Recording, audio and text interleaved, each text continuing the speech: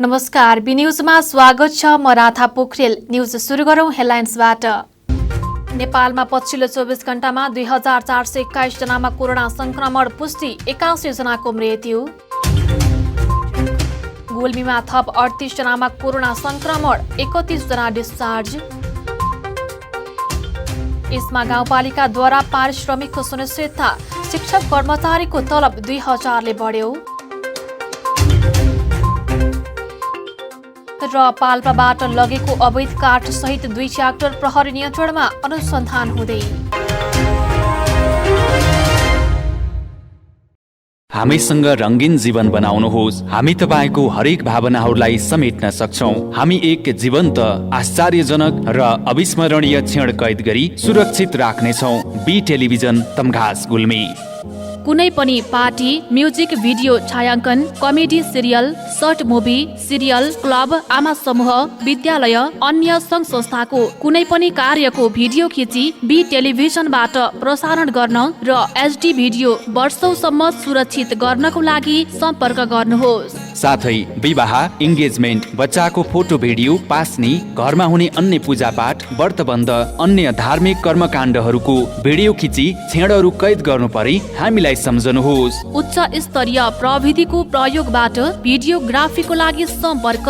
समाचार media network प्रणाली, be television HD, Resunga नगरपालिका 8, लाकुरी मञ्च, तमघास, गुल्मी। फोन नम्बर 98570 64 833, 98473 89 115 र 98475 23026। जहाँ जहिले पनि हामी एकल फोनको प्रतीक्षामा छौं।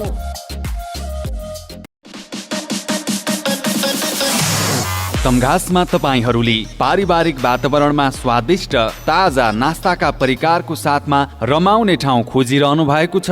यदि त्यसो हो भने आउनुहोस् तमघासको पुतली बजारमा रहेको द स्टार फ्यामिली रेस्टुरेन्टमा, जहाँ तपाईँले पाउनुहुनेछ मोमो आइटममा chicken momo, mutton momo, paneer momo, steam momo, झोल momo, fry momo, chilli momo. Chowmein आइटममा veg chowmein, mushroom chowmein, chicken chowmein, अन्डा chowmein, paneer chowmein, mutton chowmein, mix chowmein. मासु आइटममा चिकन फ्राई, चिकन तास, chicken chilli, lollipop, leg piece, सादेको मासु। मटन आइटममा भुटुवा, तास, हेकुला र सादेको मासु पाइन्छ। साथै चिसो तातोको साथमा चिया, कफी, लस्सी अनि फिङ्गर चिप्स, ससेज आइटम पाइनुका साथै तपाईको अर्डर अनुसार हरेक प्रकारका नास्ताको परिकार तयार गरिन्छ। बर्थडे पार्टी, मिटिङको लागि डिलक्स रुमको पनि व्यवस्था छ। साथै हामी कहाँ हुक्का आइटमहरू पनि पाइन्छ।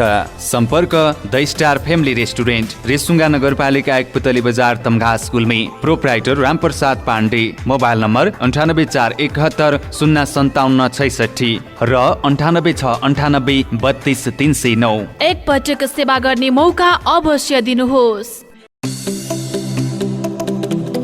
गजबको अफरको साथमा तमघासमा रहेको लक्ष्मण मोबाइल हाउस तपाईको सेवामा।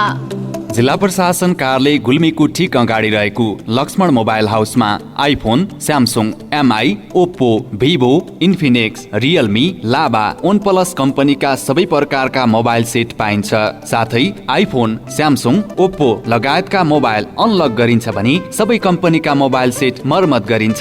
कुनै पनि ठाउँमा नबनेका मोबाइल सेट लिएर आउनुहोस्, ग्यारेन्टीको साथ बनाइदिन्छौँ। साथमा मोबाइल एक्सचेन्ज अफर। तपाईको पुरानो मोबाइल लिएर आउनुहोस्, नयाँ मोबाइल लैजानुहोस्। मोबाइलको गिम्बल, एउटै सिमबाट 30 वाइफाई दिन मिल्ने router, TikTok ring light, pin mic, Panasonic mic, दारी फाल्ने मेसिन, राइस कुकर लगायत सम्पूर्ण इलेक्ट्रोनिक सामानहरू सुपथ मूल्यमा पाइन्छ। सम्पूर्ण मोबाइलको एकमात्र भर पर्दो ठाउँ लक्ष्मण मोबाइल हाउस, रेसुङ्गा नगरपालिका 8, तमघास, गुल्मी। जिल्ला प्रशासन कार्यालयको ठिक अगाडि। Proprietor Laxman Phuldel. Phone number 079 520 628 र 98 470 041 00। अब समाचार विस्तारमा। नेपालमा पछिल्लो 24 घण्टामा थप 2421 जनामा कोरोना भाइरस संक्रमणको पुष्टि भएको छ। स्वास्थ्य तथा जनसङ्ख्या मन्त्रालयका अनुसार पछिल्लो 24 घण्टामा 12,414 जनाको आरटीपीसीआर र एन्टिजेन परीक्षण गर्दा 2,421 जनामा कोरोना संक्रमण पुष्टि भएको हो। मन्त्रालयका अनुसार 7,461 आरटीपीसीआर विधिबाट परीक्षण गर्दा 1,511 जना र 4,953 जनाको एन्टिजेन विधि मार्फत परीक्षण गर्दा 910 जनामा कोरोना संक्रमण पुष्टि भएको हो। त्यस्तै पछिल्लो 24 घण्टामा 3,558 जना कोरोना संक्रमण मुक्त भएका छन्। साथै पछिल्लो 24 घण्टामा 81 जना संक्रमितको मृत्यु भएको तथ्याङ्क प्राप्त भएको स्वास्थ्य तथा जनसङ्ख्या मन्त्रालयले जनाएको छ। गुल्मी जिल्लामा पछिल्लो 24 घण्टामा 38 जनामा कोरोना भाइरसको संक्रमण पुष्टि भएको स्वास्थ्य कार्यालय गुल्मीले जनाएको छ। पीसीआर परीक्षण गर्दा 3 जना र एन्टिजेन परीक्षण गर्दा 35 जनामा कोरोना भाइरसको संक्रमण पुष्टि भएको स्वास्थ्य कार्यालय गुल्मीले जनाएको छ। दुर्कोट गाउँपालिकाका 9 जना, मुसिकोट नगरपालिकाका 9, रुरुक्षेत्र गाउँपालिकामा 7, रेसुङ्गा नगरपालिकामा 5, छत्रकोट गाउँपालिकामा 3, गुल्मीदरबार गाउँपालिकामा 2, सत्यवती गाउँपालिका, इस्मा गाउँपालिका र मालेका गाउँपालिकामा 1-1 जना गरी 38 जनामा कोरोना संक्रमण पुष्टि भएको हो। पछिल्लो 24 घण्टामा 31 जना निको भएर डिस्चार्ज भएका छन्। जिल्लामा सक्रिय संक्रमित 248 जना रहेको स्वास्थ्य कार्यालय गुल्मीले जनाएको छ। जिल्लामा दोस्रो लहर सुरु भएपछि कोरोना भाइरस संक्रमणका कारण 89 जनाले ज्यान गुमाएका छन्। गुल्मीको इस्मा गाउँपालिकाले 9औं गाउँ सभाबाट पारिश्रमिकको सुनिश्चितता गरेको छ।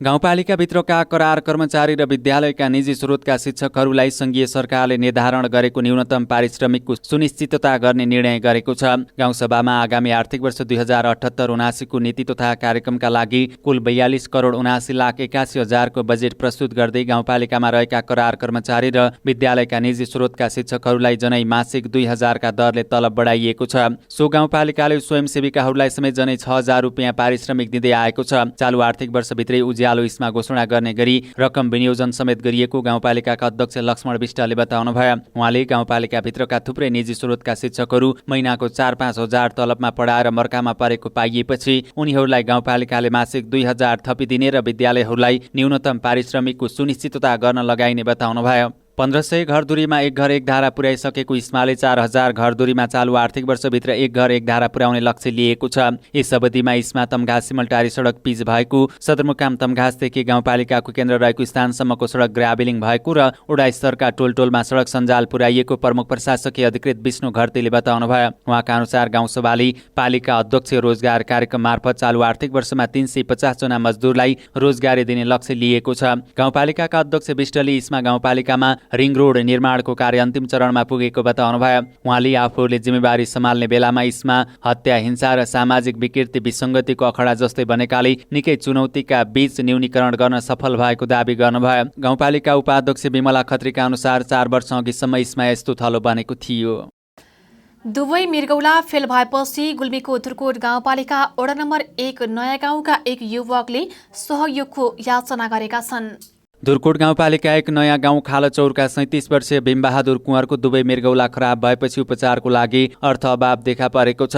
मृगौला प्रत्यारोपण तथा डायलासिस गर्न आर्थिक क्षमता नभएपछि सहयोगको याचना गर्नु परेको पीडितका बुबा प्रेमबहादुर कुँवरले बताउनुभयो। मृगौला पीडित भीमबहादुरले उपचारमा सहयोग गरेर आफ्नो ज्यान बचाइदिन याचना गर्नु भएको छ। आर्थिक अभावले उपचार गर्न समस्या भएपछि मृगौला रोगबाट पीडित कुँवर र उहाँका आफन्तले सहयोगको याचना गरेका हुन्। पीडितको परिवारका अनुसार चिकित्सकले उहाँको नयाँ जीवनको लागि मृगौला प्रत्यारोपण गर्नुपर्ने सल्लाह दिएका छन्।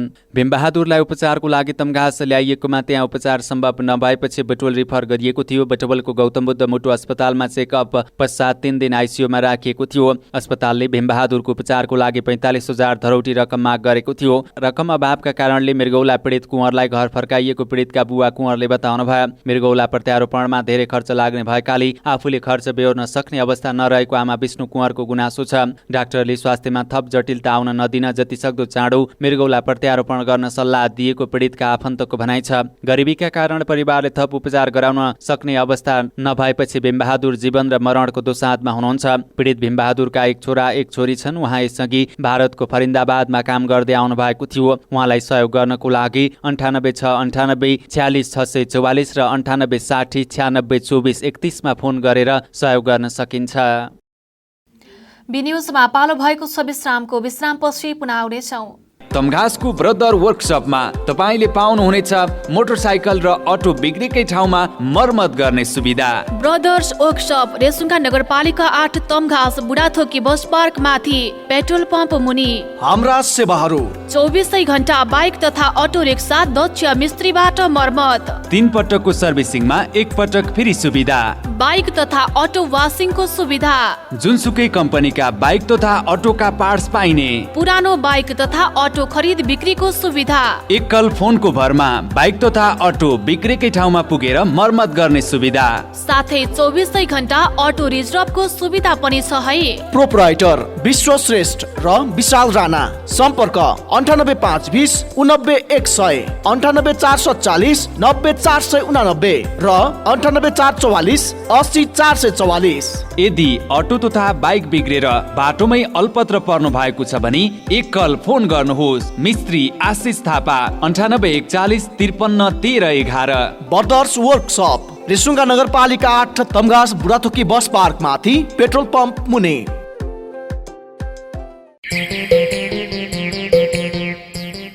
ओहो मित्र, आज त पैसाको बाहरै बाहर छ त। होइन, बाइक किन्ने भनेको पैसा नै पुगेन यार। नयाँ होइन तर नयाँ भन्दा कम पनि छैन। आउनुहोस्, अब तपाईँले खोजेकै रेटमा नयाँ तथा पुराना मोटरसाइकल खरिद बिक्रीको लागि रेसुङ्गा रिकन्डिसन हाउसमा। विभिन्न कम्पनीका मोटरसाइकल खरिद बिक्रीका लागि हामीलाई सम्झनुहोस्। सम्पर्कका लागि Resunga recondition Tamghas Gulmi. Phone number 986171 79 र 9842 66 136। एक पटक चलाएर त हेर्नुहोस्। विश्रामपछि पुनः स्वागत छ। अब बाँकी समाचार। अर्घाखाँची जिल्लाको पाडिनी गाउँपालिकाले सुन्तला, मौसम र अमिलोमा लाग्ने औसिया किराको लागि विषादी वितरण गरेको छ।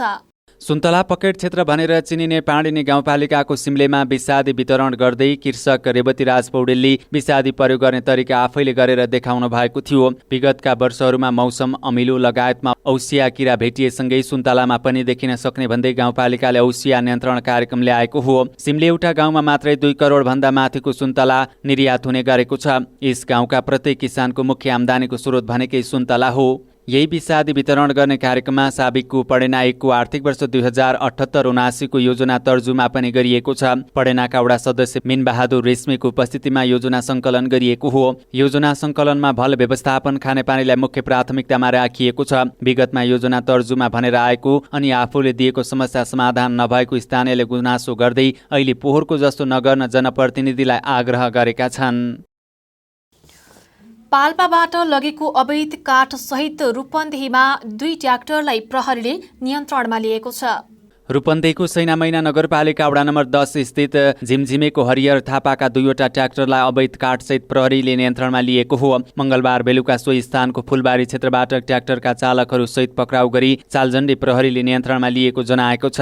इलाका प्रहरी कार्यालय सालझण्डीका प्रहरी निरीक्षक दिवाकर रिजालले दिएको जानकारी अनुसार पाल्पाको चन्द्रकार सामुदायिक वन उपभोक्ता समूहबाट लिएको भनिएको कागजात बिनाको अवैध काठसहित 2 ट्र्याक्टरलाई प्रहरीले नियन्त्रणमा लिएको हो। काठ र गाडी दुवैको कागजात नभएको प्रहरी निरीक्षक रिजालले बताउनुभयो। पाल्पा जिल्लाको सामुदायिक वनबाट रूपन्देहीको क्षेत्रमा बिना कागजात काठ ओसार पुसार गरेको पाइएपछि प्रहरीले पक्राउ गरेको हो। दुवै ट्र्याक्टरबाट प्रहरीले 162 क्युफिट सालको काठ बरामद गरेको जनाएको छ।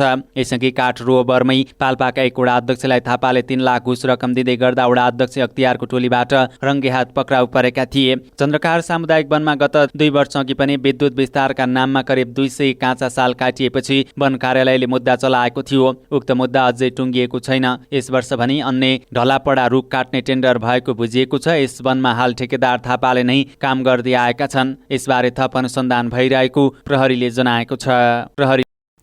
हामी बी न्युजको अन्त्यमा छौं। बिदा हुनु पूर्व मुख्य शीर्षकहरू पुनः एकपटक। नेपालमा पछिल्लो 24 घण्टामा 2421 जनामा कोरोना संक्रमण पुष्टि, 81 जनाको मृत्यु। गुल्मीमा थप 38 जनामा कोरोना संक्रमण, 31 जना डिस्चार्ज। इस्मा गाउँपालिकाद्वारा पारिश्रमिकको सुनिश्चितता, शिक्षक कर्मचारीको तलब 2000 ले बढ्यो। र पाल्पाबाट लगेको अवैध काठ सहित 2 ट्र्याक्टर प्रहरी नियन्त्रणमा, अनुसन्धान हुँदै।